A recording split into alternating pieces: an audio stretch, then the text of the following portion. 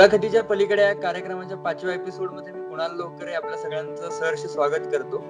या एपिसोडमध्ये आज आपल्यासोबत विराजेश कुलकर्णी आहेत. तर दादाशी आज आपण संवाद साधणार आहोत. नमस्कार दादा. हाय हाय, कसं आहेस? हाय, मस्त. तर तुमचा वेळ फार न घेता पहिल्या म्हणजे कॉमन नेहमीच्या प्रश्नाला सुरुवात करतो. तर तुम्ही या अभिनय, दिग्दर्शन आणि लेखन या क्षेत्राकडे कसे वळालात ते सांगाल? मी लहानपणी पुण्यामध्ये, म्हणजे मी 12वी पर्यंत पुण्यामध्ये वाढलो आणि तिथे माझी जी शाळा होती SPM इंग्लिश स्कूल, तिथे आम्हाला इयत्ता पहिलीपासूनच ॲज अ विषय म्हणजे अभ्यासाचा एक भाग म्हणूनच फाईन आर्ट्स नावाचा विषय होता, ज्याच्यात तुम्ही नाटक किंवा स्कल्पचर किंवा तबला किंवा भरतनाट्यम किंवा गाणं यातलं काही चूज करू शकत होतं. तर तेव्हाच मी नाटक असं लहानपणी ठरवलं होतं. त्यामुळे एक साधारण पहिलीत असतानाच दरवर्षी गॅदरिंगचं नाटकात असायचो दरवर्षी. त्यामुळे एक आपला साधारण कल ह्या फील्डकडे आहे याचा एक अंदाज होता. साधारण क्रिएटिव्ह गोष्टी आवडतातच, नाही तर आपल्याला थोड्याफार प्रमाणात येतात हेही कळत होतं. आणि घरी आई आणि माझे आजोबा दोघंही या फील्डचे असल्यामुळे साधारण याच्यात जर करिअर करायचं असलं पुढे तर काय पिटफॉल्स असतात किंवा काय चांगल्या किंवा वाईट गोष्टी आहेत हेही त्यातनं कळत होतं. मजा अशी होती की तेव्हापासून दोघांचं असं म्हणणं होतं की ऍक्टिंगमध्ये शक्यतो पडू नकोस, कारण ऍक्टिंग हे फील्ड किती अनप्रिडिक्टेबल असतं हे त्यांना म्हणणं माहित होतं. आणि फक्त तुम्ही तुमचं चांगलं काम केलं तर तुम्ही कुठल्याही फील्डमध्ये सक्सेसफुल होऊ शकता. तसं ऍक्टिंगमध्ये व्हालच याची खात्री नाही. आपल्याला सगळ्यांना माहित असेल कित्येक चांगले ऍक्टर्स ज्यांना हवे तसे रोल नाही मिळाले किंवा तुमच्या करेक्ट वेळेला करेक्ट ठिकाणी असण्यावर खूप गोष्टी अवलंबून असतात. आणि एकूणच माझा कल हा ऍक्टिंग पेक्षा साधारण त्या फील्डकडे असल्यामुळे तेव्हापासूनच मला लहानपणापासूनच आई बाबा असतील त्यांनी पूर्णपणे या फील्डचा विचार कर असं सांगितलं. त्यामुळे एक ॲनिमेशन मध्ये जाऊयात का, तर त्याची परीक्षा देऊ, किंवा आपल्याला लिखाणामध्ये इंटरेस्ट आहे का, तर त्या ओरिएंटेड काहीतरी करू. असं करत करत फायनली मी हे तर ठरवलं होतं की आपण शिक्षण पूर्ण करायचं. माझ्या फॅमिलीमध्ये सगळे डबल ग्रॅज्युएट्स आहेत, त्यामुळे शिक्षण अर्धवट ठेवून वगैरे अजिबात जायचं नाही माझं तेव्हाच ठरलं होतं. पण मग शिक्षण एज्युकेशनला पहिला प्रेफरन्स होता. अर्थातच, कारण वेन ऑल फेल्स तुम्हाला शेवटी तुमचं पोट चालवायला फायदा होतो. तर त्यामुळे पण नशिबाने आता मी जेव्हा शिकत होतो तोपर्यंत या फील्डशी निगडीत असलेले बरेचसे कोर्सेस आले होते. त्यामुळे माझं ग्रॅज्युएशन म्हणजे माझी बॅचलर डिग्री मी ॲडव्हर्टायझिंगमध्ये केली, mass media, BMM bachelor of mass media. त्यासाठी मी मुंबईला आलो, कारण माझ्या आईचा हट्ट होता की जर या फील्डमध्ये काम करायचं असेल तर मुंबईला शिफ्ट व्हायला हवं. कारण पुण्यात साधारण ऑपॉर्च्युनिटी येईल याची वाट बघण्यापेक्षा करेक्ट म्हणजे जिथे इंडस्ट्री आहे तिथे आपण असावं. आणि फक्त ऑपॉर्च्युनिटीसाठीच नाही तर तिथल्या माणसांची सवय, तिथल्या जागेची सवय. तुम्हाला उद्या एकदम रोल मिळायला सांगितलं अमुक अमुक ठिकाणी या मुंबईत आणि तुम्हाला माहितच नसलं मुंबईतलं काही, तर चालत नाही. तर या सगळ्याचा विचार करून मी 12वी नंतर BMM करायला मुंबईत शिफ्ट झालो.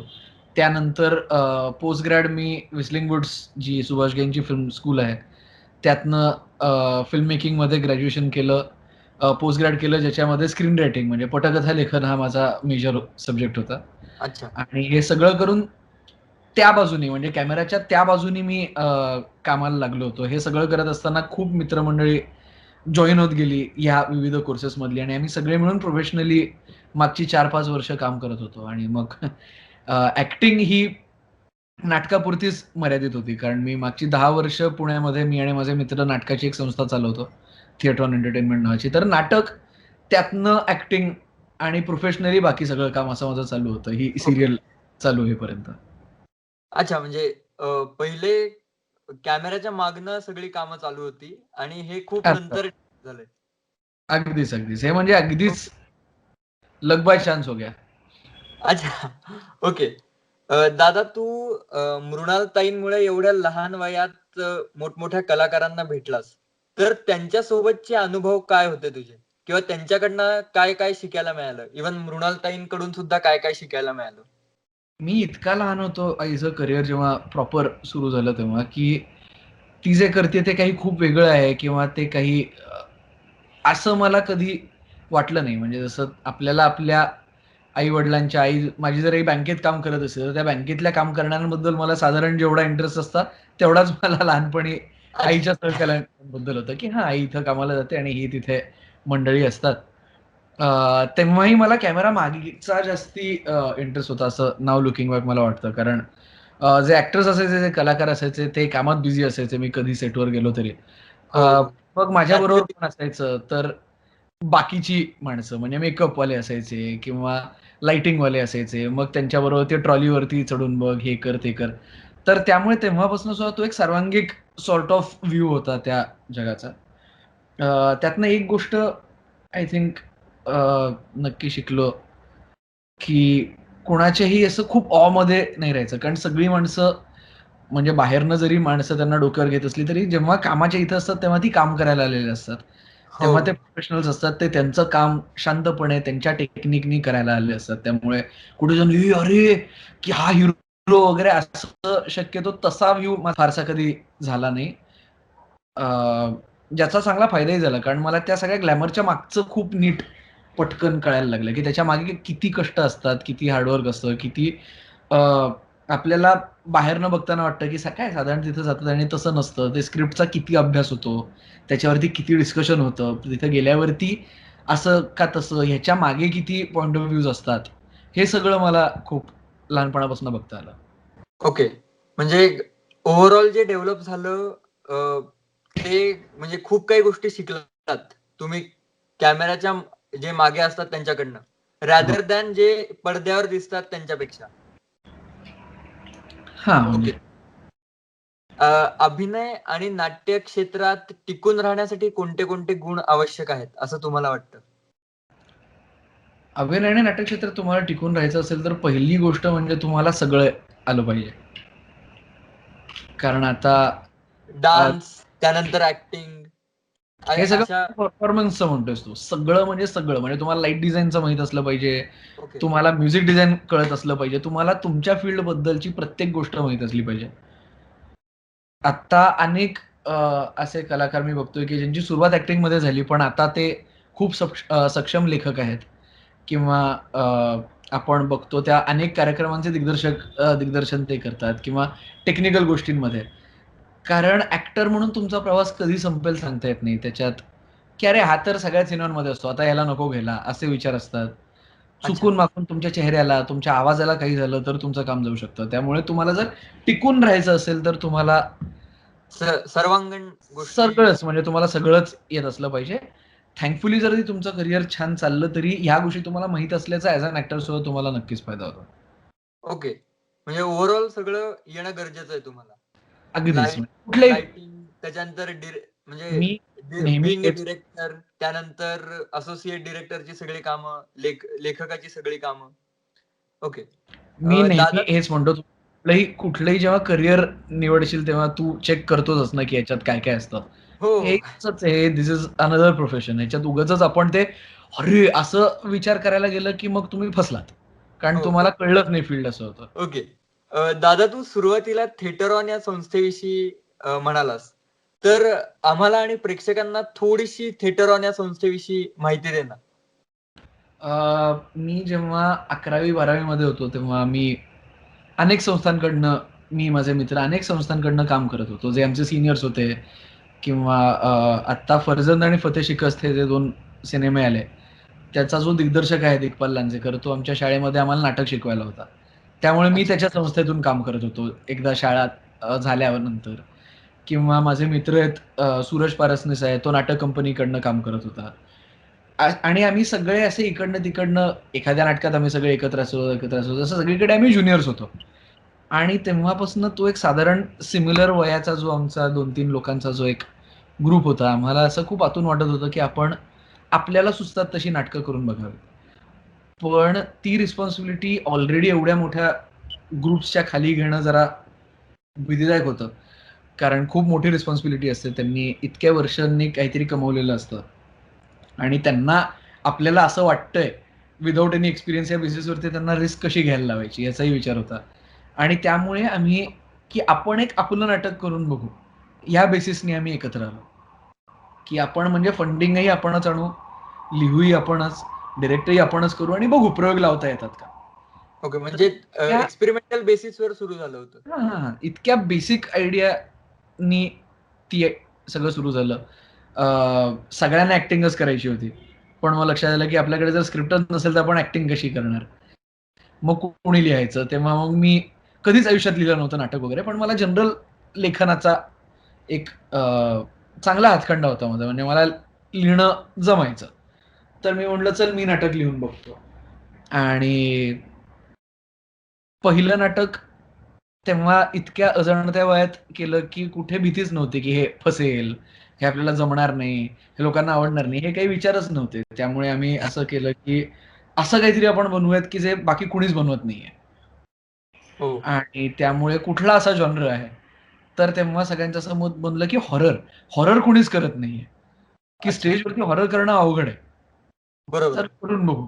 या बेसिसवरती मी पहिलं नाटक माझं लिहिलं अनाथेमा नावाचं, जे इंग्लिशमध्ये होतं. इंग्लिश हॉरर कॉमेडी होतं. ओके. आणि त्याच्यामध्ये स्पेशल इफेक्ट्स होते. त्याच्यामध्ये भूत सडनली अपिअर होतं, गायब होतं, अमुक-तमुक अशा खूप खूप रँडम गोष्टी होत्या. आणि ते नाटक जेव्हा रिलीज करायची वेळ आली, तेव्हा आमच्या लक्षात आलं, की अरे आपण काहीतरी संस्थेला नाव असलं पाहिजे.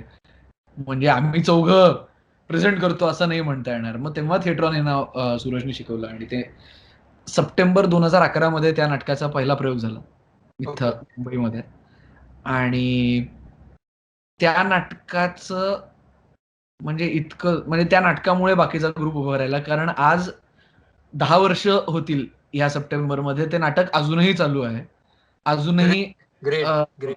लोकं ते बघायला येतात अजूनही. आणि आम्हाला एवढी मजा वाटायची, की सुरुवातीला पहिला काळ इंग्लिश नाटक म्हटल्यावर कोणीच यायचं नाही.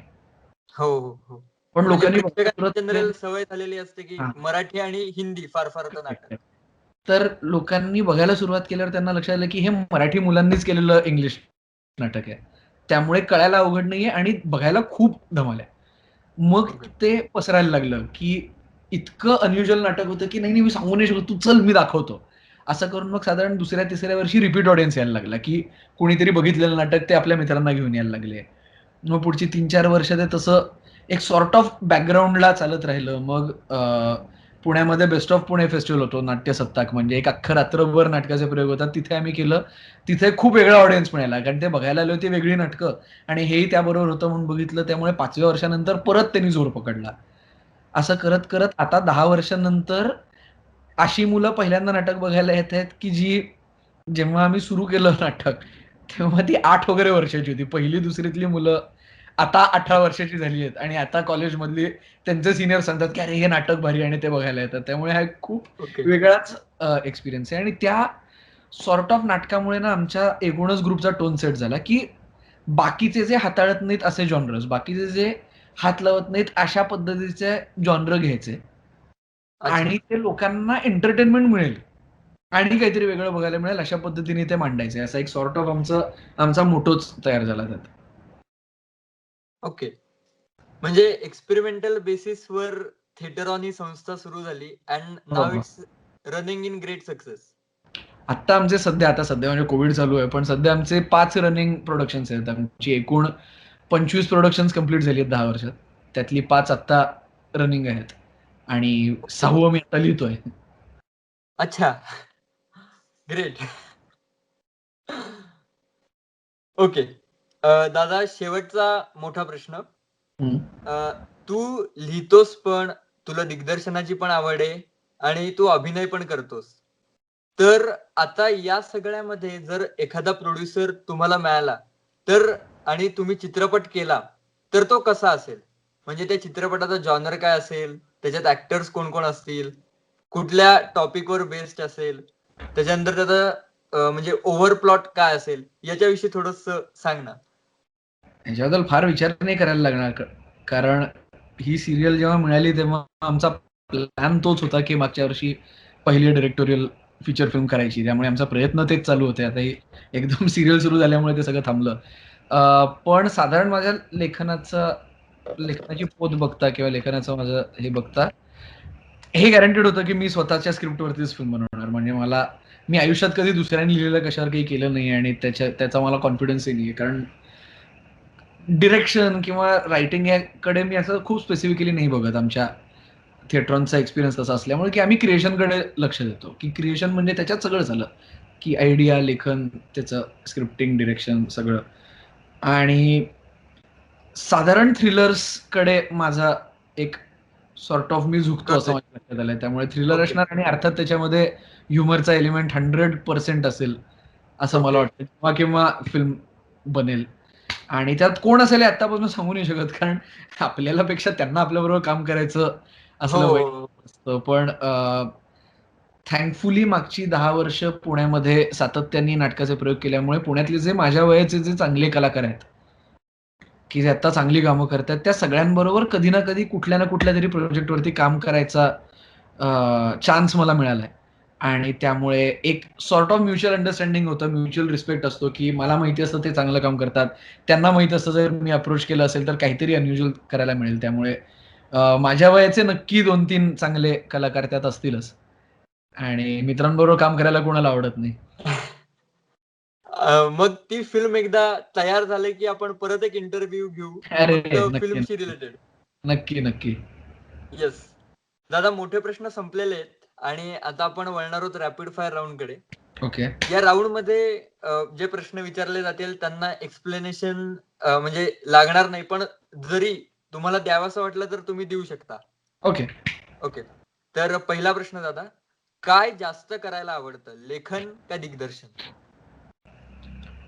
मी म्हटलो तसं लेखन दिग्दर्शन माझ्यासाठी एक गोष्ट आहे. कारण मी ओके. जे लिहितो ते मला डिरेक्ट करायचं असतं आणि जे मी डिरेक्ट करतो ते युज्युअली मीच लिहिलेलं असतं. ओके. सो पहिल्या प्रश्नाला 50-50. काय जास्त पाहायला आवडतं, सीरियल का नाटक? नाटक. नाटक. दादा, तिसरा प्रश्न तुझ्यासाठी. तुमचा आवडता मराठी चित्रपट कोणता आहे? आवडता मराठी चित्रपट? नटरंग. कारण तो नटरंग. खूप म्हणजे आवडता इन द सेन्स की तो बघितल्यानंतर माझा मराठी चित्रपटांकडे बघायचा एक सॉर्ट ऑफ क्रायटेरिया चेंज झाला होता. तोपर्यंत जे सिनेमे ओके. होते, की आपल्याकडे नेहमीच खूप सक्षम कन्सेप्ट्सवरती फिल्म्स बनतात. आणि हं. आपला कंटेंट नेहमीच स्ट्रॉंग असतो. पण बऱ्याच वेळा मराठीमध्ये टेक्निकली तसं लक्ष नाही दिलं जात. म्हणजे टेक्निकली फ्रेमिंग किंवा हे ह्याच्याकडे तसं कमी लक्ष दिलं जातं. ते सडनली मला नटरंगपासून पिन पॉइंटेडली दिसायला लागलं, की त्याच्यावरती केलं जाणारं काम. मी रवी सरांशी याबद्दल डिस्कस केलंय आणि ते ऑफकोर्स ॲड फील्डमधनं आल्यामुळे त्यांचं ते फ्रेमिंग आणि ह्याचा सेन्स खूपच ॲस्ट्यूट आहे. आणि अगेन ॲड फील्डचा हाही फायदा की ते स्टोरी बोर्डिंग खूप एक्सटेन्सिव्ह करतात. त्यामुळे ओके. त्याच्यापासून व्हिज्युअल्सवरती कॉन्सन्ट्रेशन आहे मला त्या फिल्मपासून खूप पिन पॉइंटेडली दिसायला लागलं. ओके. नटरंग म्हणजे खूप आवडता पिक्चर आहे मराठीतला. On technical background basis. हे ओके. चौथा प्रश्न. अ, तुम्हाला आयुष्यातील पहिलं मिळालेलं बक्षीस? असं जनरल बक्षीस बघायचं असेल तर चमचा लिंबू मध्ये मिळालं होतं मला लहानपणी. अच्छा. पण क्रिएटिव्ह ह्याच्यात मिळालेलं मला कथाकथनामध्ये पहिलं बक्षीस मिळालं होतं ओके. शाळेकडून? शाळेमध्ये. अच्छा. आणि अ, शेवटचा आणि 5वा प्रश्न दादा. जर अभिनय, दिग्दर्शक किंवा लेखक नसता झालात, तर काय झाला असतात? क्रिएटिव्ह फील्डमध्येच 100% काहीतरी झालं असतं. मध्ये अॅनिमेशन करायचं माझ्या डोक्यात होतं. मी इंटरमिडिएटची परीक्षाही दिली त्यासाठी. त्यामुळे कदाचित तसं काही केलं असतं. मला एडिटिंग करायला आवडतं, त्यामुळे मे बी एडिटर झालो असतो. म्हणजे क्षेत्र सेमच, फक्त थोडंसं काम वेगळं. करेक्ट आहे. क्रिएटिव्ह 100% क्रिएटिव्ह काहीतरी नक्कीच. बाकी दुसरं नाही. ओके. आणि दादा, तुझा इंटरव्ह्यू जेव्हा घ्यायचं मी ओव्हरऑल डिक्लेअर केलं होतं, तेव्हा हं, खूप जणांनी मला विचारलं होतं, की आता जी तुमची सीरियल चालू आहे गौतमी देशपांडे ताईसोबत, हं. तर त्या सीरियलच्या शूटिंगच्या वेळेस काही गमती-जमती होतात, त्या आम्हाला थोड्याशा म्हणजे त्या आमच्याशी थोड्या शेअर केल्या तर प्रेक्षकांना आणि आम्हाला दोघांनाही भारी गमती वाटेल. खूप होतात. एक लोकांना असा एक समज असतो, की शूटिंग म्हणजे सगळी धमाल आणि सगळे तिथं टाईमपास असं म्हणजे मज्जा-मस्ती. अर्थात ती मज्जा-मस्ती असतेच, पण तुम्ही रोज जिथे 14 तास काम करता, तिथं साधारण 14 तास ही काही मजा नाही. म्हणजे 9 to 5 जॉब करून लोकं थकतात. इथं शनिवार, रविवार काही न सुट्टी घेता 14 तास रोज सातत्याने काम करणं. हा एक वेगळाच एक्सपिरियन्स असतो. त्यामुळे ती मजा मस्ती चालू असते, पण सगळे लवकरात लवकर काम करण्याकडे सगळ्यांचा फोकस नेहमीच असतो. सिरियलमध्ये असं म्हणतात की तुमचं काम थोडंसं 19-20 असलं तरी चालेल, पण तुमच्यामुळे वेळ नाही लागला पाहिजे. कारण ओके. खूप शूट करायचं असतं, खूप शूट, आणि रोज शूट करायचं असतं, आणि कारण रोज त्याचं प्रक्षेपण होत असतं. पण त्याचबरोबर जेव्हा तुम्ही जसे आमचे सगळे मामा आहेत, यांच्यासारख्या नावाजलेल्या कलाकारांबरोबर काम करत असता, ज्यांनी हे वर्षानुवर्ष केलं आहे, ज्यांनी हे क्षेत्र फुल्ली कोळून एक्सपिरियन्स. असं म्हणायला फुल्ली एक्सपिरियन्स. एक्झॅक्टली हरकत नाही. ते ज्या इजनी करतात, त्यामुळे त्यांच्याबरोबर काम करताना खूप मजा येते. कारण त्यांना तो जो कॉन्फिडन्स असतो, सीनचा, जो मे बी अजून मला नाहीये. म्हणजे मी जो सीन 5 वेळा वाचतो, तो मे बी इथे एखाद्या वेळेला वाचूनही त्यांचं काम भागतं, आणि मग त्यामुळे ते खूप मजा करतात, आणि ते मजा करत असल्यामुळे, जसं कुणीही तुम्हाला सांगेल, की तुमच्या काम करण्याच्या ठिकाणचा जो सीनियर मोस्ट माणूस असतो, त्याच्यामुळे अख्खा टोन सेट होतो. तुम्ही जिथे काम करतायचं. जर ते खूप कडक शिस्तीचे असते, तर खूप सीरियस काम होतं. पण थँकफुली ते चौघंही एकापेक्षा एक दंगेखोर आणि मजेशीर सगळे असल्यामुळे सेटवरती एक खूप हसत-खेळत वातावरण चालू असतं. आता ओके. आदित्य सईचं लग्न झाल्यानंतर तर गौतमी, म्हणजे आमच्या सगळ्यांचे आता एकत्रच सीन होतात. त्यामुळे जसं ऑनस्क्रीन फॅमिली असेल, तसंच आम्ही खऱ्या फॅमिलीपेक्षाही जास्त वेळ आम्ही एकमेकांबरोबर घालवतो सगळे. त्यामुळे तशी मजा चालूच असते. ओके. खूप खूप धन्यवाद दादा. तुम्ही थँक तुमच्या वेळातनं वेळ काढून खूप बिझी शेड्यूलमधनं इंटरव्ह्यू दिल्याबद्दल. हो. Yes. Thank you. Thank you.